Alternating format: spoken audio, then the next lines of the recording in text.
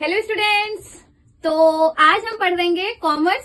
Commerce में हम staffing पढ़ चुके हैं, हम ऑर्गेनाइजिंग पढ़ चुके हैं। आज हम नया चैप्टर शुरू करने जा रहे हैं जिसका नाम है डायरेक्टिंग। तो डायरेक्टिंग क्या होता है, डायरेक्टिंग ऑर्गेनाइजेशन में क्यों करनी चाहिए, इसकी क्या इंपॉर्टेंस है, और डायरेक्टिंग के साथ और कौन कौन से उसके सब पार्ट हैं जैसे कि सुपरविजन, मोटिवेशन, ये सारी चीजें हम आज के वीडियो में डिस्कस करेंगे। चैप्टर बड़ा है तो 2 से 3 वीडियो में कंप्लीट होगा। तो आज के वीडियो में हम कुछ 2-3 टॉपिक डिस्कस करेंगे। तो चलिए ज्यादा टाइम वेस्ट नहीं करते हैं और आज का वीडियो शुरू करते हैं। आ जाइए। डायरेक्टिंग, तो पहले देखते हैं डायरेक्टिंग की मीनिंग क्या है। तो डायरेक्टिंग का जैसे वर्ड में ही है डायरेक्टिंग, तो डायरेक्टिंग का मतलब होता है लोगों को इंस्ट्रक्ट करना, तो इसे ही हम डायरेक्टिंग बोलते हैं। तो it is telling people what to do and seeing that they don't do the best of their wealth. Directing का मतलब है लोगों को बताना किस तरह से लोग अपनी कैपेबिलिटी का सही इस्तेमाल कर सकते हैं, और डायरेक्टिंग एक तरीके से लोगों को गाइडेंस प्रोवाइड करना है, ये देखते हुए कि वो अपनी वेल्थ का, अपनी कैपेबिलिटी का बेस्ट दे रहे हैं या नहीं दे रहे हैं, वो इससे बेस्ट और क्या कर सकते हैं, यही डायरेक्टिंग है। तो डायरेक्टिंग का मतलब एक तरीके से लोगों को समझाना होता है कि आप किस चीज को किस तरीके से करें कि आपको बेस्ट रिजल्ट देखने को मिले, इसे ही हम डायरेक्टिंग कहते हैं। अब देखते हैं डायरेक्टिंग की इंपॉर्टेंस क्या है, डायरेक्टिंग क्यों करनी चाहिए। हर ऑर्गेनाइजेशन में डायरेक्टिंग होती है और वो इम्पोर्टेंट होती है। बिना डायरेक्टिंग के कोई भी ऑर्गेनाइजेशनल गोल आसानी से अचीव नहीं किया जा सकता, तो इसलिए डायरेक्टिंग करनी चाहिए। तो पहली इंपॉर्टेंस है इनिशिएट एक्शन। जब डायरेक्टिंग होती है तो काम शुरू होता है, तो ये इनिशिएट एक्शन मतलब आप नई नई चीजें कर सकते हैं, और जब डायरेक्टिंग होती है तो वहीं से ही चीजें स्टार्ट करी जाती हैं, इसे ही हम इसलिए डायरेक्टिंग इंपॉर्टेंट है। इम्प्रूव एफिशिएंसी, डायरेक्टिंग से काम करने की एफिशिएंसी बढ़ जाती है।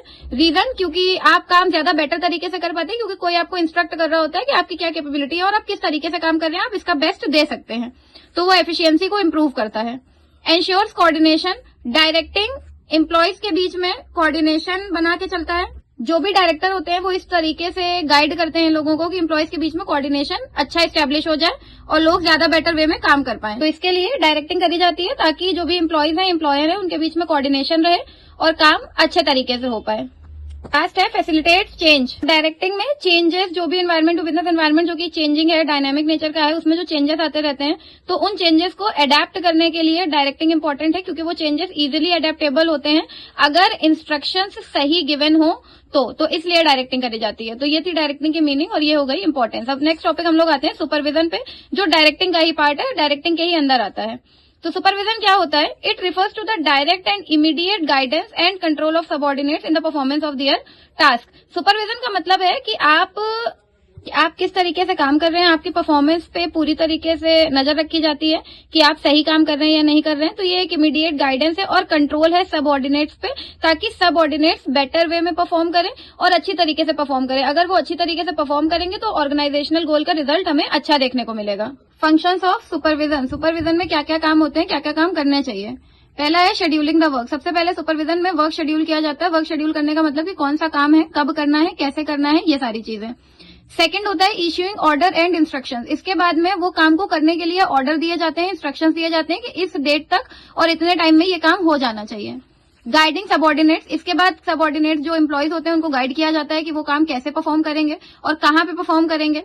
नेक्स्ट मोटिवेटिंग वर्कर्स, वर्कर्स को प्रॉपर मोटिवेशन दिया जाता है कि आप ये काम कर सकते हैं, मतलब उनकी कैपेबिलिटीज, ताकि वो अपना बेस्ट दे पाए, इसके लिए उन्हें बहुत ज्यादा मोटिवेट किया जाता है।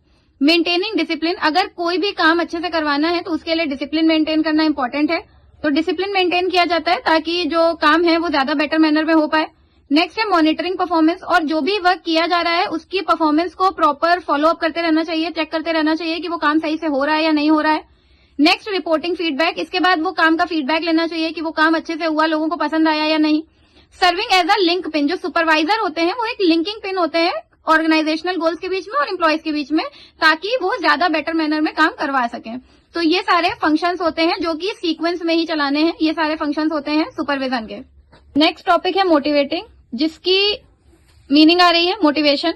मीनिंग है it is the process of stimulating people to action to accomplish desired goal. लोगों को एक तरीके से मोटिवेट किया जाता है, गाइड किया जाता है, उनकी जो भी कैपेबिलिटी है उसको निखारने के लिए उनको समझाया जाता है कि वो काम को अच्छे तरीके से कर पाए, बेटर मैनर में कर पाए, इसे ही हम मोटिवेशन बोलते हैं या मोटिवेटिंग पीपल बोलते हैं। तो ये हो गया मोटिवेशन।